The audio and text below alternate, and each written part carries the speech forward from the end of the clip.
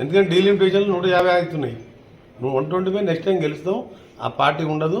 అందుకని కేటీఆర్ నువ్వు ఛాలెంజ్ బంద్ చేసి అమెరికాకు దుబాయ్కి పోయి మంచిగా ఎంజాయ్ చేసుకో.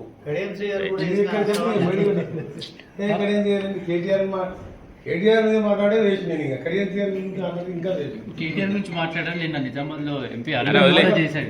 ఇదొకటి ఎంపీ అరవింద్ నిన్న కమెంట్ చేశాడు ప్రెస్ మీట్ లో మాట్లాడుతూ 2000 కోట్లు ఫీల్ అయిన లీడర్గా కేసీఆర్ బిడ్డను ఓడగొట్టంగానే తప్పుడు మాటలు చెప్పి టర్మరిక్ 24 అవర్స్ తెస్తే బాండ్ పేపర్ అని మన ఎమ్మెల్యే ఓడిపోతే హాఫ్ బ్లాంక్ అయిపోయింది, మైండ్ మండలం అయిపోయింది.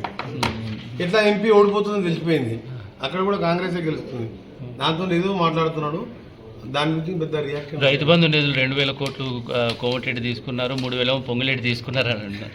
నేను నవ్వుగాల పార్ట్నర్గా ఉండి 1000 కోట్లు వాడు ఎన్డీఏ గవర్నమెంట్లో ఉండి దోసుకొని సంపాదించుకుని కోమటిరెడ్డి వెంకరెడ్డి 2000 కాదు 2 రూపాయలు తీసుకున్నట్టుంటే ఈ రోజే రిజైన్ చేసి పార్టీకి బంద్ చేస్తా.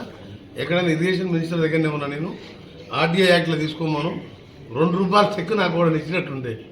ఇంకో నా ప్రదీప్ ఫౌండేషన్ సిఎస్ఆర్ ఫండ్స్ నా కొడుకు పేరు నేను ఉల్టా దేనిడే తప్ప నాకు కాంట్రాక్ట్ అనేది ఇప్పుడు కాదు 25 నా పేరు మీద కానీ నా వైఫ్ కాదు నా డాటర్ పేరు మీద కానీ ప్రాపర్టీలు ఏం లేవు, కాంట్రాక్ట్ లేవు.